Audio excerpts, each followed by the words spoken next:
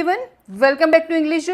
आज के इस वीडियो में हम लोग इंग्लिश स्पीकिंग की प्रैक्टिस करने वाले कुछ ऐसे सेंटेंसेस सीखने वाले हैं जिनका हमारा डेली रूटीन में बहुत ही ज़्यादा यूज़ करते हैं। चलिए स्टार्ट कर देते हैं। ये कुर्सी टूटी हुई है, तो टूटी हुई। ये पुस्तक फटी हुई है। टेबल पर कपड़ा बिछा हुआ। सब्जियां कटी हुई। मेरा हाथ सूजा हुआ। मसाले पिसे हुए हैं। तस्वीर चिपकी हुई है। मनीष थका हुआ है। वह कमरे में छिपा हुआ है। छिपा हुआ। पैसे चुराए हुए हैं, तो चुराए हुए। कपड़े बिखरे हुए। बिखरे हुए। खाना परोसा हुआ है। यह मकान बिका हुआ है।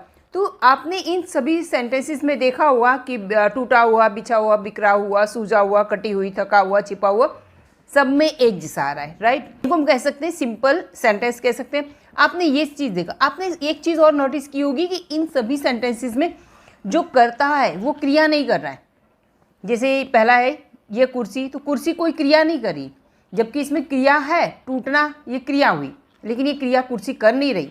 पुस्तक फटी हुई है, तो पुस्तक कोई क्रिया कर नहीं, फटी हुई है, तो फटना क्या है, ये भी क्रिया है, लेकिन पुस्तक वो क्रिया नहीं रही, कोई क्रिया। टेबल है, सब्जियां, तो ये सारी क्रियाएं, हाथ है, मसाले करता है इसमें, लेकिन वो क्रिया कर नहीं रहे हैं। तो ऐसे सेंटेंसेस को सिंपल सेंटेंस कहते हैं। जैसे आई एम अ टीचर, तो क्या है, ये सिंपल सेंटेंस हुआ, पर इसमें कोई क्रिया मैं कर नहीं रही हूँ, और जबकि इसमें भी इसी तरह का सिंपल सेंटेंस है ये। तो आज की इस वीडियो में बहुत तरह की सेंटेंसेस आपको बताने वाली हूँ। जैसे इस तरह की अच्छी से प्रैक्टिस करने वाले हैं इस तरह से, और कुछ एक्सेप्शंस भी हैं, अपवाद जिनको कहते हैं, उनको भी मैं बताने वाली हूँ। ऊपर वाला रूल्स नहीं लगेगा, तो हर तरह की जितने भी क्वेरीज है आपकी, सब कुछ डाउट क्लियर हो जाने वाले। चलिए वीडियो में आगे बढ़ते हैं। फर्स्ट है पिसा हुआ। अब यहाँ पे सेंटेंस है मसाले पिसे हुए हैं, तो यहाँ पे पिसे हुए हैं। पिसा हुआ के लिए इंग्लिश में क्या है, ये ग्राइंड होता है। पीसना यानी grind. Second form ground, ground. हमें इसमें थर्ड फॉर्म का यूज़ करना है, ये V3 का यूज़। मसाले पिसे हुए हैं। अब पिसे हुए के लिए हम यूज़ करेंगे स्पाइसेस आर, मसाले हैं। पिसे हुए के लिए हमारे पास ग्राउंड वर्ड है, मसाले हैं, इसके लिए हम लिखेंगे स्पाइसेस आर। पिसे हुए उसके लिए है ground, spices are ground. Ground का मतलब मैदान भी होता है, ध्यान रखिएगा, नाउन है। नेक्स्ट, यह शर्ट फटा हुआ है। फटा हुआ के लिए हमें, फटने के लिए हमारे पास टीयर, टॉन, हम लेने वाले हैं टॉन, ये V3 लेने वाले हैं।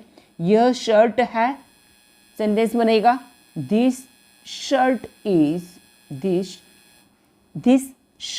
इज। अब फटा हुआ उसके लिए टॉन। आई होप कि समझ में आ रहा होगा।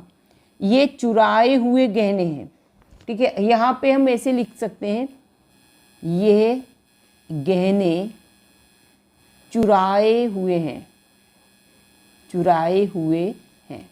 देखिए इसको हम इस तरह से लिख सकते हैं, ये गहने चुराए हुए। तब ऐसे, ये क्या है, चुराए हुए। चुराए हुए के लिए हम लिखेंगे ये गहने हैं, ये गहने हैं। ये से हमें पता चलता है कि प्लूरल है, ठीक है, प्लूरल है। तो प्लूरल के लिए लिखेंगे दिस नहीं लिखेंगे, हम क्या लिखेंगे, दिस ऑर्नामेंट्स आर। आप ज्वेलरी भी लिख सकते हैं, दिस ऑर्नामेंट्स आर। अब चुराए हुए के लिए हमारे पास क्या वर्ड है, स्टील यानी चोरी करना। Second form stall, and third form है स्टॉलन, तो हमें यहाँ पे स्टोलन ले लेना है। तो दिस ऑर्नामेंट्स आर स्टॉलन, ये गहने चुराए हुए हैं। हाँ, अब दूसरी ये सेंटेंस यह है, ये चुराए हुए गहने, ये गहने चुराए हुए हैं।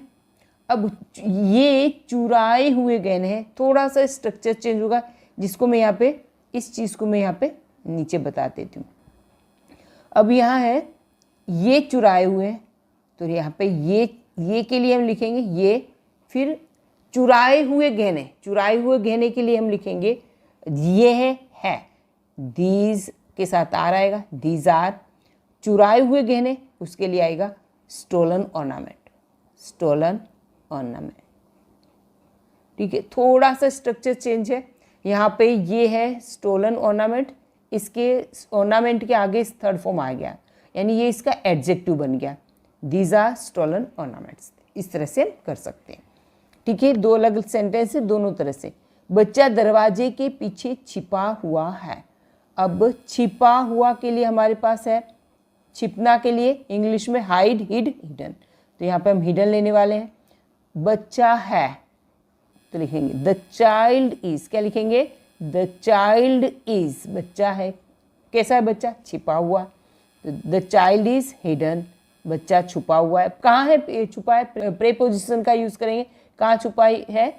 Behind the door, behind the door. Clear? ये सामान लूटा हुआ है, यह सामान लूटा हुआ है। आपको मैंने बताया इस तरह से भी सेंटेंस हम बना सकते हैं, लेकिन उसका हिंदी अलग होगा। ठीक है, यह सामान लूटा हुआ है, तो यह सामान है, उसके लिए लिखेंगे दिस स्टफ। सामान को आप लगेज भी कह सकते हैं। दिस स्टफ इज, ये सामान है, कैसा है? लूटा हुआ। तो लूटे के लिए इंग्लिश में लूटना, लूट यानी लूटना, इसके लिए लूट, लूटेड, लूटेड, लूटा हुआ। तो यहाँ पे हम इसको हम यूज करेंगे, this stuff is looted. Clear?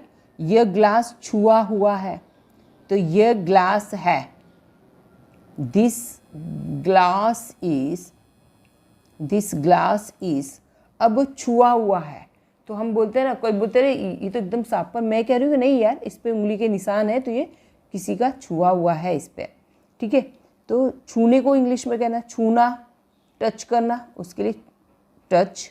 Second form touch and touched, तो यहाँ पे आएगा touched. This glass is touch. वह पिटा हुआ है ना, उसको उसकी शक्ल देख के लग रहा है कि वो पिटा हुआ है, तो वह है, इसके लिए हम लिखेंगे ही इज। पिटा हुआ, उसके लिए पीटने को इंग्लिश में कहते हैं बीट, सेकेंड फॉर्म भी बीट और थर्ड फॉर्म है बिटन, बिटन। ओके, इस तरह से बनेगा। चलिए हम थोड़ा सा आगे बढ़ेंगे, इसमें हमें अलग अलग तरह की बताने वाली हूँ, सब कुछ क्लियर करने वाली। चलिए नेक्स्ट देख लेते हैं। यहाँ पर है रखा हुआ, रखा हुआ। अब टेबल पर कुछ रखा हुआ है, रखा हुआ के लिए हमारे पास वर्ड है, रखने के लिए keep, kept, kept. Okay, table पर कुछ रखा हुआ है, राइट, तो टेबल पर है। अब यहाँ पे टेबल पर है, तो ये हो गया हमारा, ये सब्जेक्ट नहीं, टेबल पर है, ये प्रेपोजिशन में आ जाएगा। कुछ, कुछ के लिए हम स्टार्ट करेंगे, कुछ रखा हुआ, कुछ रखा हुआ है। समथिंग इज, कुछ के लिए क्या लिखना है? Something is. ठीक है, अब टेबल पर है, something is on the table, something is kept. कुछ रखा हुआ है, समथिंग इज केप्ट, रखा हुआ, समथिंग इज केप्ट, कुछ रखा हुआ, कीप का थर्ड फॉर्म केप्ट। कुछ रखा हुआ है कहाँ पे? On the table, on the table. Clear? चलो नेक्स्ट है, खाना परोसा हुआ है, तो यहाँ पे आप देखेंगे परोसा हुआ, परोसा के लिए, परोसने के लिए है सर्व, सर्व्ड, सर्व्ड, परोसा हुआ। खाना को लिखेंगे food, food is served, food is served. Clear? यह मकान बिका हुआ है, तो बिका हुआ बेचने के है, बेचने के लिए इंग्लिश में बोलेंगे सेल, सोल्ड, सोल्ड। यहाँ पे ये मकान है, दिस हाउस इज या home is, this house is. अब बिका हुआ सोल्ड। क्लियर? इसकी जगह ऐसा लिखा होता, यह बिका हुआ मकान है, बिका हुआ, बिका हुआ मकान है, मकान है। हमारा सेंटेंस क्या होता? तब हमारा सेंटेंस होता, यहाँ पे मैं लिख देती हूँ, this is sold house, this is sold house. Clear हो गया? This is sold house, this is sold, sold house का मतलब बिका हुआ मकान। दिस इज यहाँ पे ए लिखना रह गया, sorry, this is a sold house, ये बिका हुआ मकान है, यानी बिक चुका हुआ है मकान, ऐसा। तो सेंटेंस बनाने के अलग अलग तरीके हैं। दिस हाउस इज सोल्ड, ये मकान बिका हुआ है, या ये मकान बिका हुआ है, दोनों का सेंस एक ही बनता है और बनाने का तरीका अलग है। यहाँ पे ये एडजेक्टिव के रूप में यूज़ हुआ है, ठीक है। बिका हुआ मकान, तो ए सोल्ड हाउस, ठीक है। दिस हाउस इज सोल्ड, दोनों तरह से हम बना सकते हैं और दोनों का मीनिंग सेम है, लेकिन सेंटेंस जो हिंदी में है वो अलग है, इंग्लिश में भी थोड़ा अलग है, राइट। चलिए देखते हैं आगे। यह सेब खाया हुआ है, ठीक है। कई बार हम बोलते हैं ना कि अरे ये तो अच्छा है, अरे नहीं नहीं, किसी ने इस पे देखो दांत लगे हुए, किसी ने इसको खाया हुआ है, किसी ने तो खाया है इसे, या तो हम लिखेंगे दिस एप्पल इज, यह सेब है। खाया हुआ की इंग्लिश क्या है हमारे पास, eat ate eaten, this apple is eaten, this apple is eaten. मेरा हाथ सूजा हुआ है, तो सूजा हुआ, सूजने का इंग्लिश क्या है, स्वेल, स्वेल्ड, स्वेल्ड। अब यहाँ स्वेल्ड भी होता है और यहाँ पे मैं बता दूँ स्वलन भी होता है, ठीक है। आप स्वलन लिखो या स्वेल्ड, दोनों में से कुछ भी आप लिख सकते हो। यहाँ पे मेरा हाथ सूजा हुआ है, बनाएंगे sentence, my hand is swelled लिख सकते हैं, ओब्लिक स्वलन, ओके। तस्वीर चिपकी हुई है ना, कहीं आप निकाल रहे हो तस्वीर को, आप बोल रहे हो ये तो चिपकी हुई है, नहीं निकल सकती है। चिपकी हुई, तो चिपकी हुई, ठीक है। चिपकने को इंग्लिश में स्टिक, स्टक, स्टक, ठीक है। चिपकी हुई, तो यहाँ पे चिपके के लिए है, यह तस्वीर है, तो दिस फोटो इज, या फोटोग्राफ लिखें, this photograph is, third form लिखना है स्टक, ठीक है। आप दीवार पर है तो ऑन द वॉल लिख सकते हो, क्लियर। दीवार पर चिपकी है तो ऑन द वॉल। अब स्टक का एक मीनिंग और होता है, कहीं हम फंस जाते हैं तो भी हम बोलते हैं कि मैं तो यहाँ पे स्टक हो गया हूँ, ठीक है, फंसे हुए हैं, तब भी हम बोलते हैं इसे। चलिए आगे बढ़ते हैं। चलिए नेक्स्ट हम देख लेते हैं, जैसे हमने ये देखा ऊपर स्टिक, ठीक है। यहाँ पे मैं ट्रैफिक में अटका हुआ हूँ, तो अटका हुआ होना, तो उसके लिए स्टिक, स्टक, स्टक, यानी इसका मतलब इस कहीं फंस जाना, ठीक है, कहीं फंस जाना, कहीं अटक जाना, उस सेंस में। चलिए आगे बढ़ते हैं। तो यहाँ पे है मैं ट्रैफिक में फंसा हूँ, मैं हूँ, तो आई एम। अब यहाँ पे फंसा हुआ, उसके लिए स्टक, मैं कहाँ पे स्टक हूँ, इन ट्रैफिक, इन ट्रैफिक। यह कुर्सी टूटी हुई है, टूटने के लिए break, broke, broken third form आएगा। यह कुर्सी टूटी हुई है, तो हम यहाँ पे बनाएंगे this chair is broken, this chair is broken. जैसा मैंने बताया टूटी हुई के लिए ब्रोकन, और यह कुर्सी है, तो दिस चेयर इज, और थर्ड फॉर्म लगा देना है ब्रोकन, टूटी हुई। पापड़ भुने हुए हैं, भुने हुए के लिए हमारे पास भुनना, रोस्ट, रोस्टेड, रोस्टेड। यह पापड़ है, पापड़ को इंग्लिश में पापड़ ही कहते हैं। भुने हुए हैं तो पापड़ आर, पापड़ को इंग्लिश में पापड़ ही कहते हैं, पापड़ आर भुने हुए, roasted, this papads are roasted, पापड़ भुने हुए हैं। कपड़े धुले हुए हैं, कपड़े से हमें पता चल रहा है बहुत सारे कपड़े हैं, और धुले हुए हैं, कपड़े धुले हुए हैं, क्लोथ्स आर, कपड़े हैं तो क्लोथ्स आर। अब धुले हुए के लिए हमारे पास वॉश, वस्ट, वस्ट, वस्ट।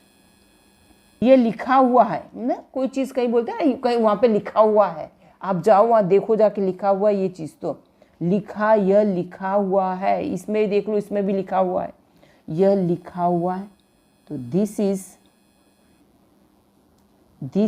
यह है, दिस इज लिखा हुआ। लिखने को इंग्लिश में कहते हैं राइट, रोट, रिटन, हम थर्ड फॉर्म लेंगे, this is written, this is written. वह सामाजिक रूप से फंसा हुआ है, देखो आगे भी हमने देखा था ये फंसा हुआ था, यहाँ पे ट्रैफिक में अटका हुआ था, ठीक है, वो भी फंसा हुआ था। और यहाँ पर जो ये है, ये सामाजिक, ये फंसा हुआ है, वो अटका हुआ था, कहीं भी फंसा हुआ था, लेकिन इस तरह से कोई फंसा हुआ, जैसे कोई ट्रैप है, तो फंसने के लिए ट्रैप, ट्रैप्ड, ट्रैप्ड, है ना। तो यहाँ पे वह सामाजिक रूप से फंसा हुआ, तो he is socially trapped, he is socially trapped, सामाजिक रूप से फंसा हुआ है तो सोशियली ट्रैप्ड। ट्रैप अगर नाउन में है तो इसका अर्थ होता है पिंजरा, भी पिंजरा होता है इसका अर्थ। ट्रैप, ट्रैप का अर्थ होता है पिंजरा। चलिए नेक्स्ट नंबर, कुछ ये एक्सेप्शंस हैं जो हमने थर्ड फॉर्म लगाया वो वाला रूल लागू नहीं होता है। चलिए देखते हैं। जगा हुआ, राजू जगा हुआ है, तो देखो इसमें भी आप देखो जगा हुआ, सोया हुआ, मीरा सोई हुई है, यहाँ पे है सोई हुई है, तो सोई हुई। वह व्यक्ति मरा हुआ, ठीक है। स्कूल खुली हुई, उस चोर ने नीली शर्ट पहनी हुई। राम खड़ा हुआ, ठीक है। सीमा बैठी हुई, बच्चा लेटा हुआ, टेबल पर कपड़ा यहाँ पे देखो बिछा हुआ। चलिए कुछ एक्सेप्शंस देख लेते हैं इसके अंदर। जगा हुआ में देख लिया आपने, ये क्लियर हो गया। चलिए अब सेंटेंस हम बता रहे, जैसे हमने थर्ड जगा हुआ तो हमने पहले क्या देखा था कि हम लोग लगाते थे वर्ब की थर्ड फॉर्म, लेकिन यहाँ पे वर्ब की थर्ड फॉर्म नहीं लगेगी, इसमें आईएनजी लगेगा। चलिए देखते हैं यहाँ पे। राजू जगा हुआ है, बनाएंगे राजू इज।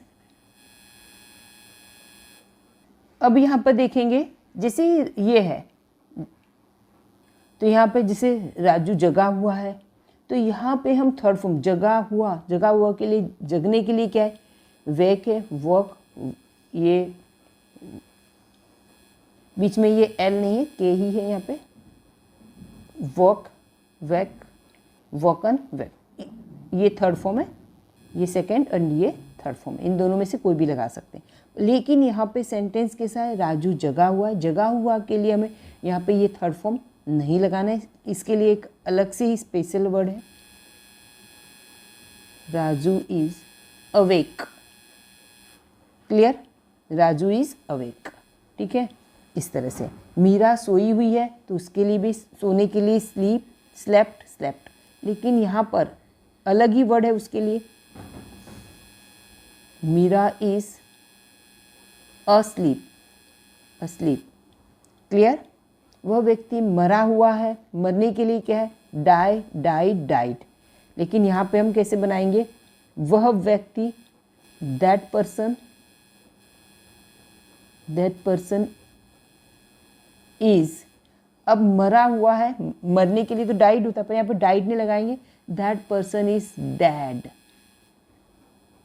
स्कूल खुली, जैसे बनते हैं उसी तरह से हमें बनाना है। स्कूल खुली हुई है, खुली हुई तो लिखेंगे द स्कूल इज ओपन। खुलने के लिए ओपन, ओपन, ओपन, यहाँ पे हम फर्स्ट फॉर्म लगाते हैं, the school is open, school खुली हुई है, इस तरह से, ठीक है। तो ये कुछ चीज़ें हमें याद रखनी, ध्यान रखना है, ठीक है। चोर ने नीली शर्ट पहनी हुई है, पहनी हुई है, राइट। तो पहनने के लिए वियर, वर, वन। हम यहाँ पे चोर ने नीली शर्ट पहनी, द थीफ इज। अब इसमें आईएनजी वाला फॉर्म लगाएं, द थीफ इज वेयरिंग, क्योंकि एक अवस्था को बता रहा है, वेयरिंग अ ब्लू शर्ट, ठीक है, एक अवस्था को बता रहा है इसलिए। राम खड़ा हुआ है, खड़े होने के लिए स्टैंड, स्टूड, स्टूड, लेकिन यहाँ पर हमें कैसे बनाना है, Ram is standing, Ram is standing. Seema बैठी हुई है, सेंटेंस कैसे बनाएंगे, बैठने को इंग्लिश में sit, set, set. Seema is, अब यहाँ पे सेट नहीं लिखना है, सीमा इज सिटिंग, बैठी हुई है। बच्चा लेटा हुआ है, अब लेटने के लिए क्या होता है, लेटने के लिए हम लेते लाई, ले, लेन, थर्ड फॉर्म। फिर यहाँ पे देखो ये इसका सेकेंड फॉर्म पे बिछा हुआ है, उसके लिए ले, लेड, लेड, ठीक है। लेकिन ये जैसे कोई बिछा हुआ, लेटा हुआ, पड़ा हुआ, इस तरह का जब कुछ आता है तो इंग्लिश में हमें यहाँ पे लाइंग यूज़ करना है, LYING, क्या यूज़ करेंगे, लाइंग, याद रखना है हमें, ठीक है। चलिए देख लेते, ये वाला हम लाइंग यूज़ करेंगे, ऐसा कुछ है तो। बच्चा लेटा हुआ है, the child is lying, the child is lying. Table पर कपड़ा बिछा हुआ है, बिछा हुआ के लिए भी हम लिखेंगे the cloth is is lying on the table, on the table. I hope आपको ये वीडियो समझ में आया होगा। चलिए देख लेते हैं हम शुरू से एक बार कि इस तरह की जो सेंटेंसेस हैं इसको हम इंग्लिश में किस तरह से बनाएं, हमने वो देखा। फर्स्ट हमने देखा कि पहले हमें लेना है, जैसे मसाले पीसे हुए हैं तो मसाले हैं, तो स्पाइसेस आर, और थर्ड फॉर्म का यूज़ हमने किया है, राइट। दो तरह के सेंटेंसेस बनाए, किस तरह से, अलग तरह का भी हमने सेंटेंस बनाया था इसमें। फिर यहाँ पे है जैसे कोई चीज़ रखी हुई है या कुछ है, कोई चीज़ किसी पर रखी हुई या किसी कोई चीज़ खाई हुई है, यहाँ पे इस तरह का ये अलग सेंटेंस है, ये हमने देखा इस तरह से। और यहाँ पे राइट, चलिए तो ये आपने देखा, यहाँ से ये देख लिया। इसके बाद ये एक्सेप्टेंस वर्ड्स देख लिए, किस तरह से सेंटेंसेस अलग अलग से तैयार हो रहे हैं। यहाँ पे एक्सेप्शंस भी देखें। चलिए तो आई होप कि आपको ये वीडियो ज़रूर से अच्छा लगा होगा। अगर वीडियो अच्छा लगा है तो सब्सक्राइब करना और बेल आइकन ज़रूर प्रेस करना, तो आपको मेरे वीडियो तुरंत ही मिलते रहेंगे। Okay, bye bye, till next video.